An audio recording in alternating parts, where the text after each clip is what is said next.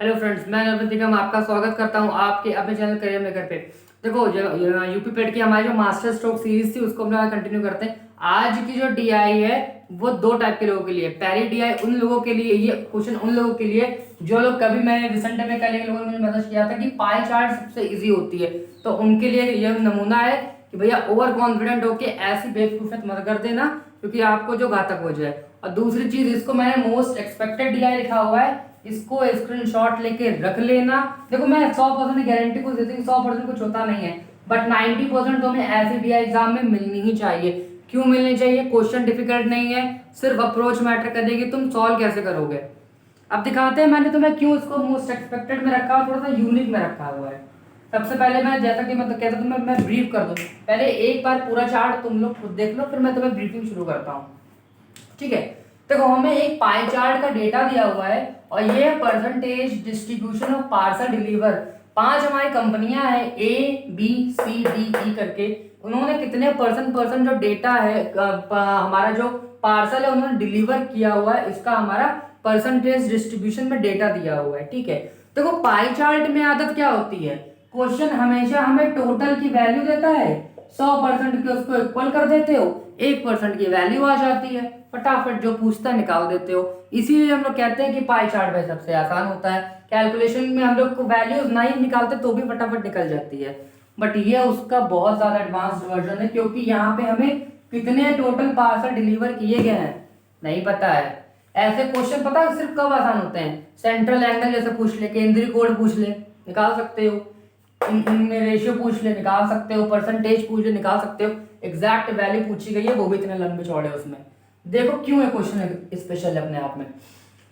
सी में वितरित कुल पार्सल का 20%, पहले पूरा क्वेश्चन पढ़ूंगा, 20% ग्राहकों द्वारा वापस कर दिया था। वापस करने का मतलब है रिटर्न कर दिया। ऐसा होता नहीं, फ्लिपकार्ट से कुछ मंगाया, सामान अच्छा लगा तो वापस भेज दिया, रिटर्न कर दिया जाता है। और बी में वितरित टोटल जितने डिलीवर हुए थे कुल पार्सल का 33.5% ग्राहकों द्वारा वापस कर दिया जाता है। यदि बी और सी में कुल मिलाकर वापस किए गए पार्सल 2700 हैं तो ई के द्वारा वितरित पार्सल की संख्या ज्ञात करनी है। यह क्वेश्चन अपने आप में बहुत स्पेशल है और सॉल्व जब मैं कर रहा हूँ, जब मैं तुम्हें अप्रोच बताऊंगा तो भाई साहब ये लग रहा था इतना ज्यादा आसान हो सकती है कोई चीज। देखो यार, अब ये बात तो तुम्हें मालूम है कि जब हमें टोटल वैल्यू पता नहीं है और हमें एग्जैक्ट वैल्यू निकालनी है वही परसेंटेज में चेंज करके, तो एक हम लोग ऐसा काम ना करें कि हम लोग कोई वैल्यू लेट कर ले, कोई दिक्कत नहीं, कर सकते हैं। अब लेट क्या कर, सर जरा एक बार इधर, ठीक है, तो लेट क्या करेंगे, लेट टोटल पार्सल 100x। मान लो कि जो टोटल पार्सल हमारे डिलीवर हुए वो कितने हैं, 100x है, कोई दिक्कत नहीं, मान सकते हैं, कुछ ही मान लो। अब मैंने 100x मान लिया। 100x मानने की वजह ये थी कि सारा डेटा परसेंटेज में लिखा था, 100 मान के रखा तो आराम से वैल्यू निकाल लेंगे। अब एक एक चीज कहता जाए वो करते जाना। सी में वितरित, पहले सी के देख लो, सी के टोटल है कितने, टोटल हमने 100x माने और इसका 25%, तो सी की वैल्यू कितनी हो जाएगी, 25x हो जाएगी। ठीक है, उसके बाद क्या बोला है कि पार्सल का 20% ग्राहकों द्वारा वापस कर दिया गया। अब 25% का मुझे 25x का मुझे 20% निकालना है। 20% की जो फ्रैक्शन वैल्यू होती है वो 1/5 होती है, 1/5 होती है, यानी यहाँ से 5 से 25 को काटोगे तो बेसिकली हमारी कितनी वैल्यू आ जाएगी, 5x आ जाएगी। ये वो डेटा है जो बी ने टोटल क्या किया है, रिटर्न कर दिया था, वापस कर दिया था, सॉरी सी ने ये डेटा हमारा टोटल वापस कर दिया था। उसके बाद कहता है और बी में वितरित कुल पार्सल का 33.5%,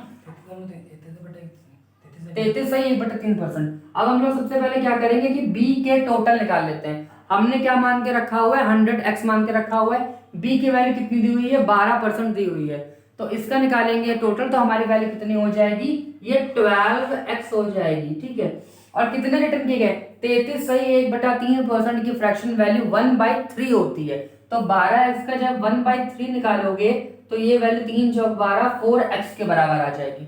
उसके बाद हम लोगों ने यहाँ तक काम कर लिया।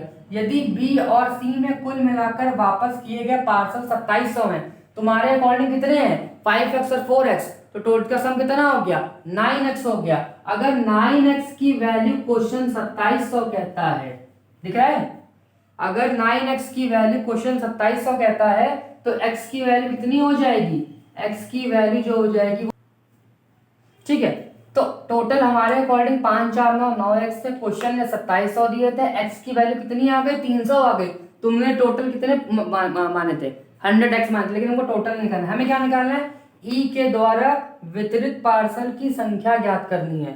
e के टोटल हमारे अकॉर्डिंग कितने हो जाएंगे 300 को x से मल्टीप्लाई करोगे तो जो टोटल हो जाएंगे, मैं इधर लिख रहा हूँ ध्यान रखना, जो हमारे टोटल हो जाएंगे वो 300 और 2 0 और लगा दो तो 30,000 हमारे टोटल हो जाएंगे। ई के पूछे हैं तो ये कितना हो जाएगा, इसका हमें निकालना है 24% निकालना है। मैं हमेशा कहता हूँ कि जैसे ही परसेंटेज हो आके 2 0 को ढूंढनी चाहिए। परसेंटेज दिखे 2 0 काट देना, 24 यहाँ कितना होता है 72 होता है, 72 होता है, 2 0 बचे थे आगे लगा देना। This is the final answer. भैया देखो ये क्वेश्चन अपने आप में एक बहुत ही प्यारी ब्यूटी रखता है। क्यों खूबसूरती रखता है, क्योंकि हमें टोटल डेटा नहीं पता था। अगर सपोज मान लो हमें टोटल डेटा पता होता है कितने पार्सल डिलीवर किए, तुम क्या करते फटाफट तुरंत बी के लिए निकालते, उसके बाद हमारा सी के लिए निकालते, बी के लिए निकालते, आराम से तुम कितना डेटा उसने कितने कितने पार्सल वापस कर दिए निकाल लेते, क्वेश्चन आसान हो जाता। क्वेश्चन डिफिकल्ट क्यों बना, क्वेश्चन डिफिकल्ट नहीं, क्वेश्चन की अप्रोच अच्छी क्यों बनी पता है, जब आपको ये चीजें पता नहीं होती है ना, क्वेश्चन को इस तरह से सॉल्व कर सकते हैं, दिक्कत तब आती है क्योंकि हमारी आदत क्या हो, हमारा माइंडसेट सेट हो जाता है कि पाई चार्ट जो होता है तुरंत हम लोग क्या करते हैं 100% की वैल्यू को फाइंड करने की कोशिश करते हैं।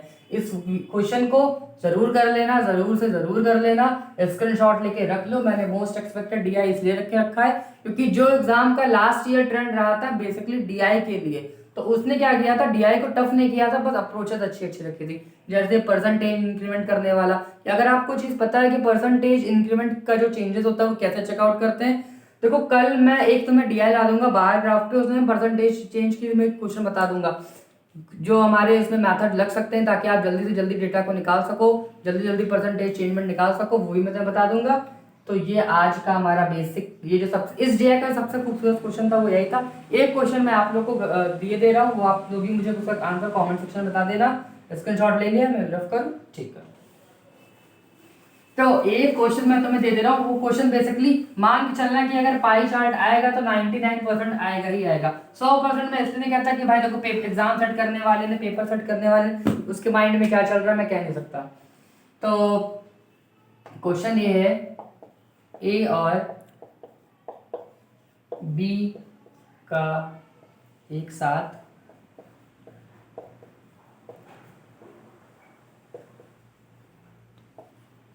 सेंट्रल एंगल केंद्रीय कोण ज्ञात करें।